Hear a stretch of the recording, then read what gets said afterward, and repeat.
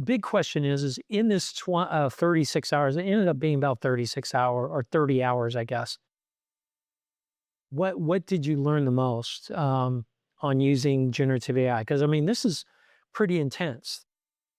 30 hours of interacting with an AI, doing work with it. That a lot of learnings could come from this. So, Jacob, what would you say would be the biggest learning that you found from doing this? Welcome to Embracing Digital Transformation, where we explore how people, process, policy, and technology drive effective change. This is Dr. Darren, Chief Enterprise Architect, educator, author, and most importantly, your host. On this episode, Game Jam 2026, AI-Augmented Development, with my sons, Matthew, David, and Jacob Pulsipher. Matthew, Jacob, David, welcome to the show. Thank you. Great to be here. Good to be here. Hey, everyone should know this. These are three of my boys. They were in a game jam recently, which is a hackathon using AI. Oh, but before we get started on this, first off, how did you guys come up with this crazy idea? I think we've talked about before because we have what we call a gaming chat where, we're supposed to be coordinating, game nights, but mostly it's just to talk about all the crazy stuff going on in AI. And we've just kind of floated the idea for a while. I was just like, hey, let's do this. So we picked a date, and that happened to be President's Day that we all had off, and we just went to town. So you used your President's Day weekend to actually just do a 30-hour game jam hackathon, right? 30 hours, yeah. Okay, and what were the rules? Matthew, you're the rules guy. What were the rules for this game jam? So it was starting like 9 p.m., depending on your time zone, Sunday night, and you were due to publish it internally by midnight the next day. So it was just one day. You could use any AI you wanted. If it was $20 or under, you got full points. Anything over that, up to 100, it was a sliding scale. So that could hurt your score, and it was graded on, I'd have to look up the exact parameters, but I know like we had AI usage is like 20% of your score. Creativity, like original vision, was one of the other things that we graded on. The how much fun it was to play, and how close it was to the theme. And the theme was everything is connected, which we had determined by asking Claude and ChatGPT to come up with a game jam theme in line with like there's like a popular game jam. I can't remember the name of it, but we asked it to come up with a theme in the style of those themes. And we picked Claude's because the ChatGPT one would have been very, very hard to do. I can't remember what it was. Do you guys remember? Something like the rules are always changing. Yeah, like every change you make changes the rules, and it's like, that just sounds really miserable to do. So we went with the other one, which was everything is connected. Okay, so I love how you guys used AI to produce a game jam rules for your game jam AI thing that you're going. I think it's pretty clever. I wanna explain a little bit between Matthew's my oldest son, and my youngest son is David, who's on the phone. And there's 13 years between the two of you, right? David is a freshman at BYU, Idaho. Matthew is a seasoned professional out there. Even though he's not a coder, he knows how to code. And he's a product manager. Jacob is a hardware engineer. He's an electrical engineer, but he does a lot in AI. He's working on his master's in artificial intelligence now. But he's got 3 or 4 years of work experience as well. So we got a gamut of experience in this. And I think the most fascinating thing is how the scores ended up. Poor college student, how much, David, how much AI did you actually use? How much did you spend on this game jam? I spent exactly $20 with the base subscription of Claude Code. All right, so David, you spent the least amount. That's what it amounts to. Second amount spent was Jacob, if I remember right. Right, Jacob? Yep, I used the $39 a month GitHub Copilot Pro Plus, which gave me access to all the premium models and 1,500 requests for the month. which is Oh, 100 with Opus, right? all right, Matthew. Matthew, you're the product manager, so you needed the most help from AI, or you Yes. thought you did. So how much did you spend, Matthew? So I already had the Claude Max 100 subscription. I didn't feel like shelling out for another one just to limit myself. I just kind of accepted I would lean into AI and take the score hit. On top of that, I spent about 12 bucks on Nano Banana. All right, so did all of you use different AIs, or were you all just stuck with the one? Jacob, Copilot, David, Claude, Matthew used Claude and Nana Banana. Did you guys all stick with basically one platform, or did you use multiple platforms? I use the GitHub Copilot, and that gives me an array of models to pick from, but I primarily just used Opus.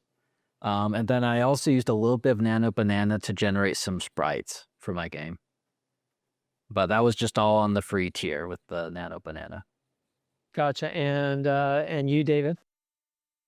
I mainly use Sonnet for everything, but I did use Nano Banana to generate just basic sprites, and then for variations, I went into Photoshop and did that myself. Ooh, some hand jam in there, right? It was two Changing things. buttons to change the hue of one color. Oh, there you go. All right, and Matthew, only two different tools, or did you use a variety of different? And what models did you use? So I was in Claude Code. I used Opus for almost everything, along with the team of agents functionality that they had recently rolled out. I wanted to try it. I figured with a tight time constraint, it might be a good tool. It was probably a little wasteful, but I think it let me get a lot of scope. I did use Sonnet a little bit, and that was for the Nano Banana MCP calls. I probably could have used some Nano Banana free, but I wanted to programmatically call it because I had limited time and I had like 200 images to generate in my game. So I had Claude prompting Nano Banana there. Finally, I used a little bit of 11 Labs free just to generate a few voice clips for my game, which I think added a lot of personality.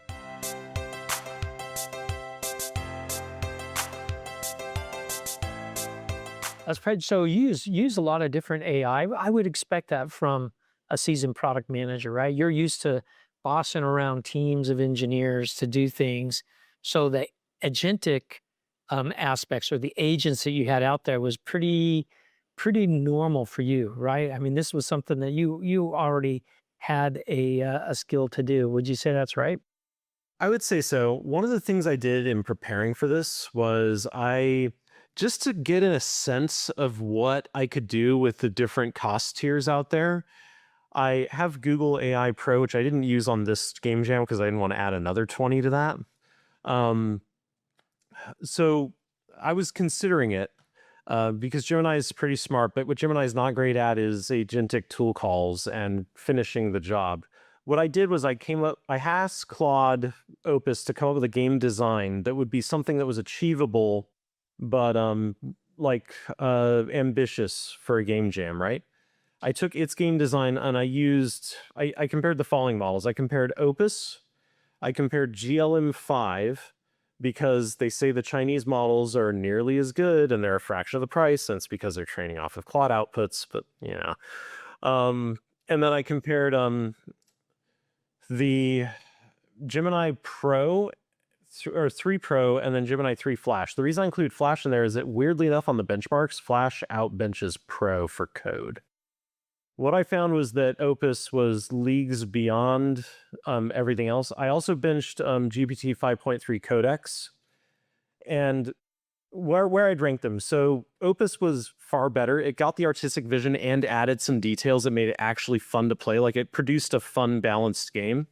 The next, I would say, is a toss-up between GLM5 and Codex, actually. Codex produced something that was exactly to the spec, with no artistic flair whatsoever, no design chops, everything was text, no icons or just visual interest on the page to explain what was happening, but the mechanics were 100%. GLM5 came up with a decent UI, but there were some mechanical issues. In a couple prompts, it probably would have been fixable, but it had a decent sense of artistic flair there. And then the Gemini models left a lot of things unimplemented. In some cases were just straight up broken using anti-gravity, which kind of surprised me, honestly. So, but you used agents to do some of the work once you got started. Is that right? On the game itself, I didn't write a single line of code myself. No line of code written yourself.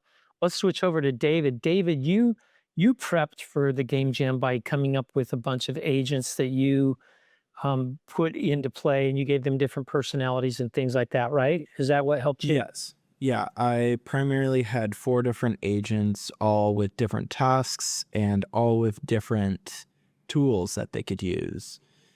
The main ones were an overseer, an architect, a mechanic, and then an integrator. The overseer, it would test the code every single time. And it would run diagnostics. That was its main job. And then it would pretty much delegate the task to the specific agents, depending on what fixes were needed. The architects built all of the skeleton stuff of what needed to be done, like just the bare basics of like the basic user interface, how things worked, and then the mechanic would come in and it would do all the nitty-gritty stuff in there. And then lastly, the integrator, because I didn't have enough time to get all the art, I did that at the end. The integrator would lastly come in and implement all of the correct assets when I had them. So you use 4 different agents, all using the same model, or were they using a different? All of them ran on Sonnet. All of them ran on Sonnet. All right. What about your approach, Jacob? Did you use agents? Were you doing all of the calls to AI and tools, or did you use an agentic framework at all? I kind of wish I had gone a little more agentic. I decided what I want my game to be, and I decided what engine I want to use. So I picked Phaser 3. I consulted AI and was trying to figure out what engine would require the least amount of manual user interface kind of tools, and found out Phaser 3 runs completely in the browser, completely with JavaScript code. So I'm like, perfect. AI can touch everything within that. And then I just pulled up the Copilot and said, write me all the structure I will need for a 3D platformer game on Phaser 3.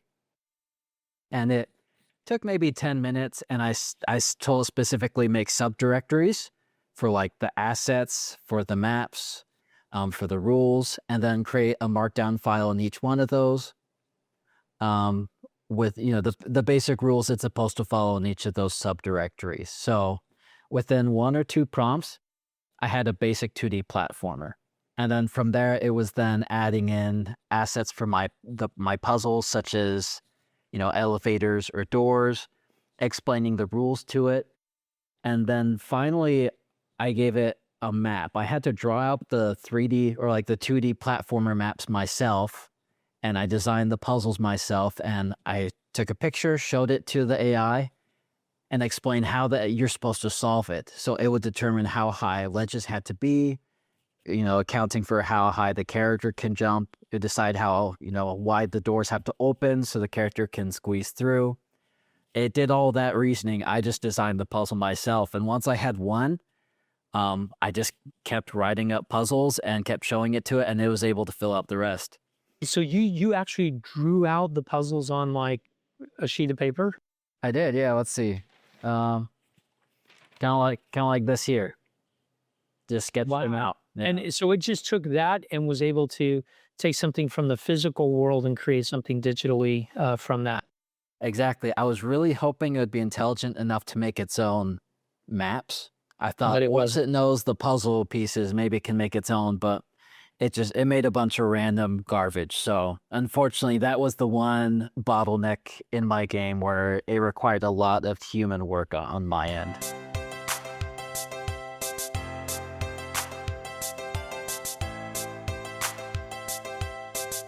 All right. So what about you, Matthew? Matthew, you did a a life simulator or a credit card points simulator.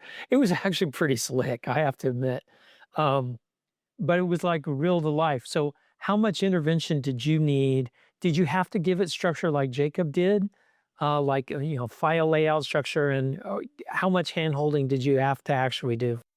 So, truth be told, I kind of had this idea running around in my head for a while because I'm familiar with the subject matter. I just played the points game for a while and I just got off of booking a complicated trip with it. So it was fresh, top of mind.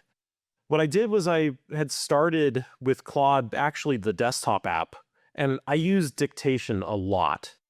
I just rambled at it, all the ideas I had in my head in like a message or two. It said, I want to design a game around this, and these are the constraints. I've got 24 hours. It needs to run in the browser because if you're going to do a game jam that's judged by your family, it needs to run on their computer. That's something we kind of ran into. Um, and I ended up with like a 1,000-line game design document, which I don't recommend. It was way too long, but it was enough. Once I had gone back and forth with Claude, I read through the document repeatedly, keeping like an eye on the details and just made sure I had the details right.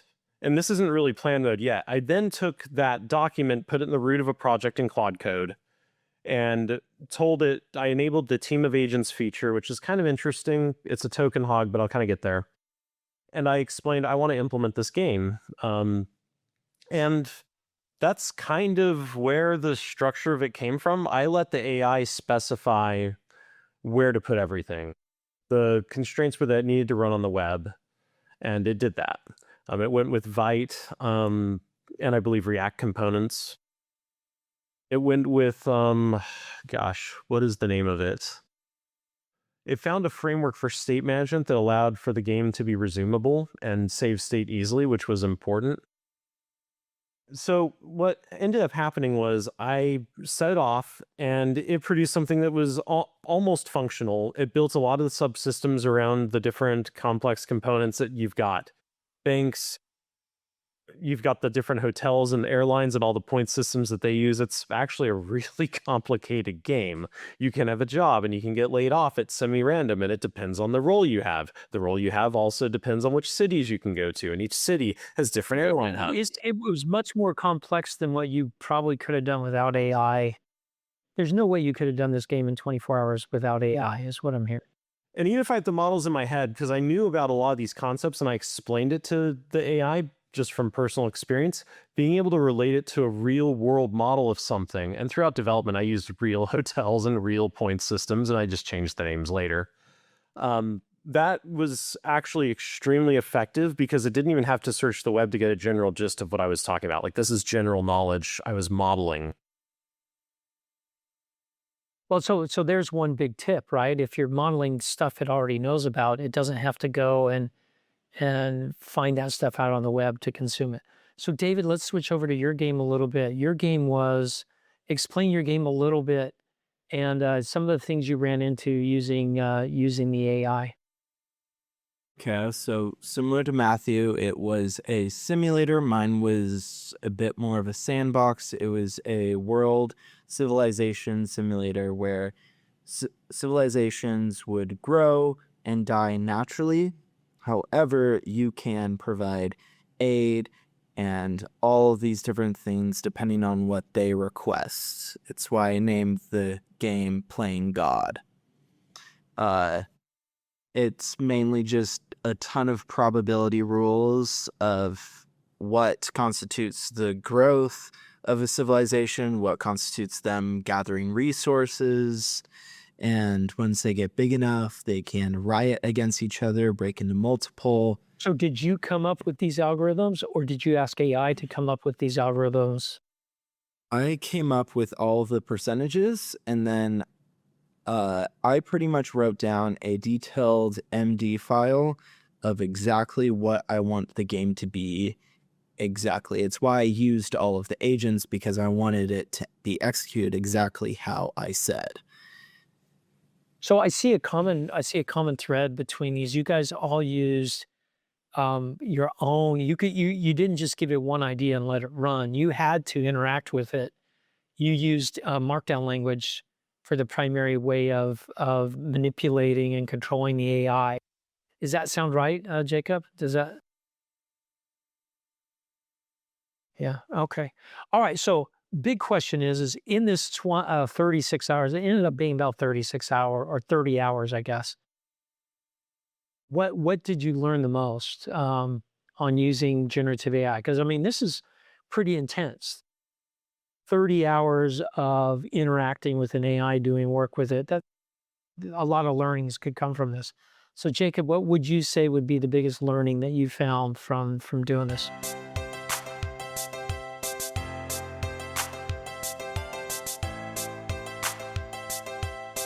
Sorry about that. Yeah. What I found is that AI alone could not make me a good game. Right. I had to be the architect of that. It made me a very basic platformer, but it didn't understand the puzzles or the rules. I had to create those. It didn't have any direction with the art. It just created blocks for you to jump on. I had to tell it what I wanted the vision to be, and after multiple iterations, it was able to do it. So when people say that AI is here to replace us, to take our jobs, I think we just need to look at it from the approach that this is to augment us. This is going to be a tool to allow us to make, to execute our vision. So I like how you used augment because I'm writing the book AI-Augmented, Yep. right? Becoming AI-Augmented. So did you truly feel like, I mean, you guys play games, but none of you guys are game developers. Nope. No, I made None a of- couple Python games back in college, but part of assignments.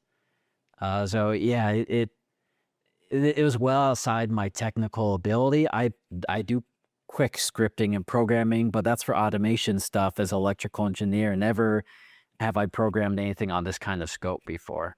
Well, and then Matthew, you're a product manager, program manager, product manager, um, and your coding skills are back in college. You haven't really done a lot of coding since then, but you do have that product management bent. So when you look at Matthew's product, it is much more productized, for a better word. It's cleaner. It looks nicer than the others. David, you're a mechanical engineer, freshman. Yours look like a mechanical engineer. I hate to say it. And Jacob's look like an electrical engineer wrote it because that's who you guys are, right? I had to say, Matthew, what's that? sorry, it's like Jacobs is fascinating from a technical perspective because like it's just brute forcing it. Like all those pixels are really just JavaScript elements. Like he just had the LLM just try, and it felt like it was kind of beating up against the data model a bit. Would you say that? Yeah, I used Nano Banana for 2 sprites. The rest, I just asked I put in some dumpsters, put in, some city looking stuff, some lampposts, and it actually programmatically wrote me JS files for each of the sprites in my game. Likewise, I said, make me some music for my game, make it sound retro, and it brute force wrote me MIDI files from scratch. It didn't use any kind of audio generator model. It just wrote me some MIDI files, and it worked out. Like they sounded pretty good. So very, very much electrical engineer, right? I mean, Yep. yep. And then David, tried go ahead. something. I tried something similar myself. I did ChatGPT for this, and it created a script that made a wave file. It was all in Python. It just made a Python script that created a wave file, and like without any knowledge of musical theory, it did an okay job. But there you go. But just okay, not polished, right? I mean, so this is where, having some subject matter expertise would really come into play. Would you guys agree? I think so. One of the things I really tried to focus on was making sure that I was aligning my game design with what LLMs do well. See, my game, it's at the root of it, it's data objects and text. And it's the kind of data that it can just generate. Like it knows about all the hotels in these areas. And even if it's not totally precise, it doesn't have to be. All these subsystems are just functions affecting data objects that are located in other parts of the app, like different modules. So I feel like I designed mine around AI's strengths, which is why it hit the level of complexity it did, which allowed me to focus more of my time on just play testing it. Every time I would just fire it up, play test it, look at what's wrong, have a task list on the side of these are all the things that need to be changed. And it just became this kind of iterative thing. I didn't specify how the algorithms for like satisfaction should work immediately because I kind of trusted that maybe Claude would come up with something interesting, and it did. And then I played it a few more times, and oh, the character's losing after a month of inactivity. Well, that's not working. And it was just it felt like I was working with a thinking partner, is kind of how I often refer to it. I'm bouncing ideas off of it, and it's bouncing ideas back. Did you find the same thing, David? Or was yours more prescriptive? Like, hey, you're going to go do these things. See, the thing is that with Opus tends to do that a lot more because I've been working with Claude a bit more, and it tends to try and be more creative with, however, I had like detailed things of what I wanted to do, and I had the agents, so it never really tried to push back or iterate on things itself. All right, because you were more prescriptive. You knew exactly what you wanted out of it. So you were like the master. More instruct-based. Yeah, you were like the master orchestrator, and you were telling the first cello there, just do what I told you to do. I don't want your opinion. Whereas Is that how it works? Jacob plays cello, by the way. So is that how it works, Jacob? Pretty much, yep. Yep. All right, Matthew, you were going to say something? well, I guess the difference in approach there, and there's a little bit of Opus versus Sonnet, but it's more of a broad, like, how do you look at the problem? I knew about the team of agents feature, and I had explicitly enabled, and I told it to use it, but I let Claude choose how to divide the work up.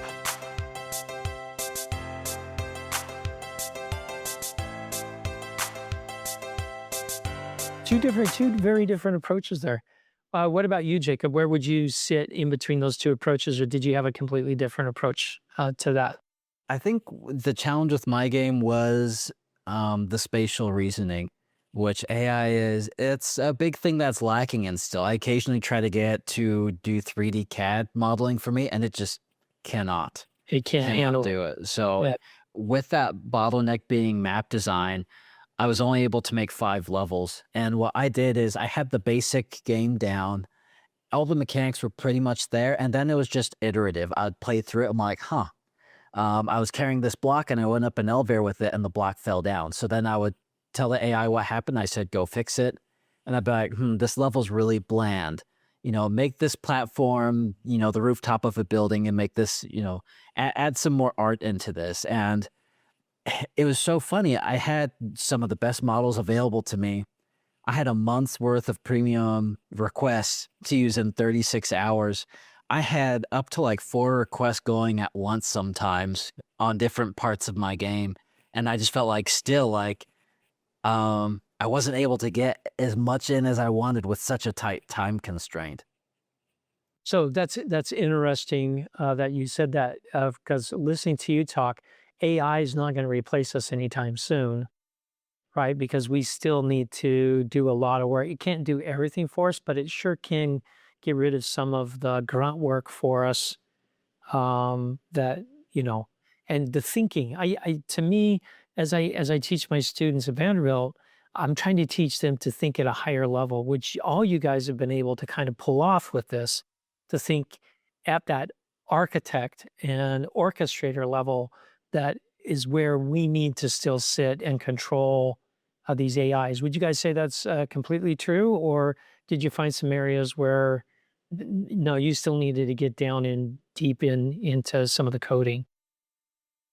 From a technical standpoint, the only things I ever did was just maybe shift a platform over, and that was literally just changing it from like 250 to 300, you know? That was the most programming I did. What I found is like it couldn't replace my imagination in the solution. You know, I feel like that's where I have a competitive advantage over AI. It can code all day long, but it doesn't know what to code unless I can tell it. And I feel like that's where the real power is with AI. Yeah, what about you, David?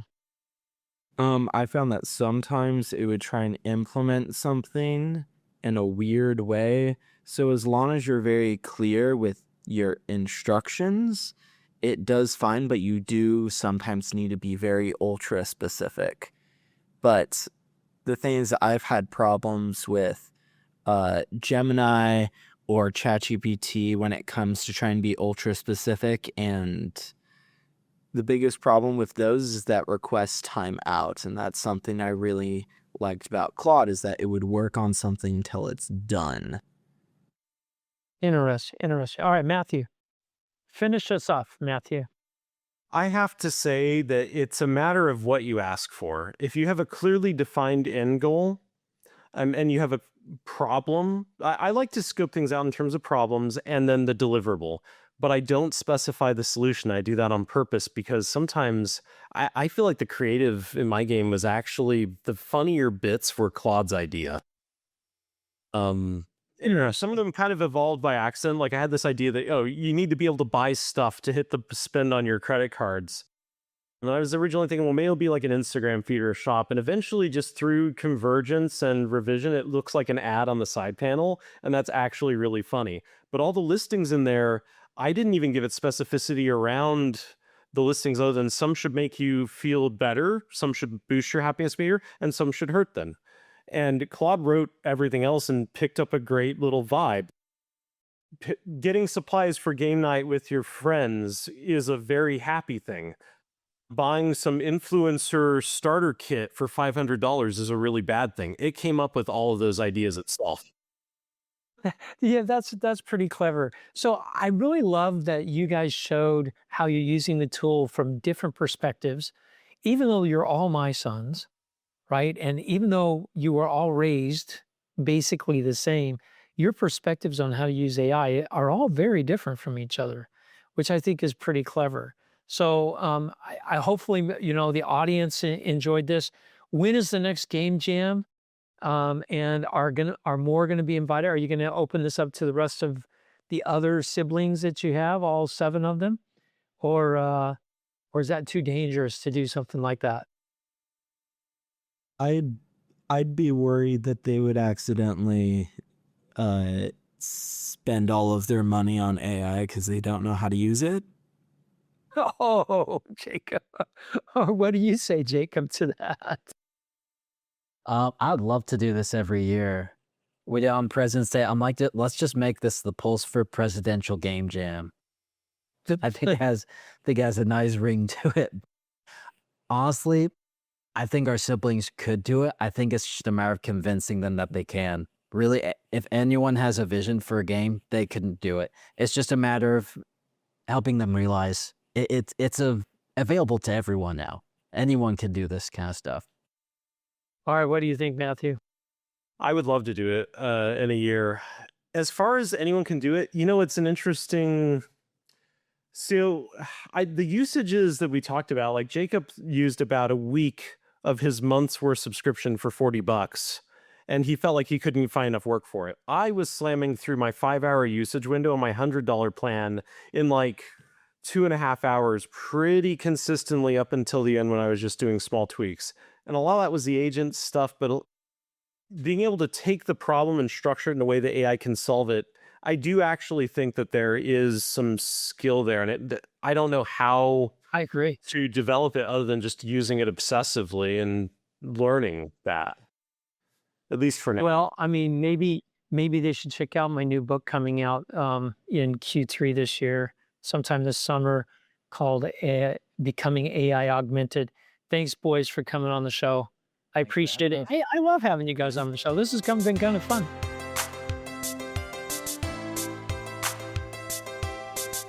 Thanks for listening to Embracing Digital Transformation. If you enjoyed today's conversation, give us 5 stars on your favorite podcasting app or on YouTube. It really helps others discover the show.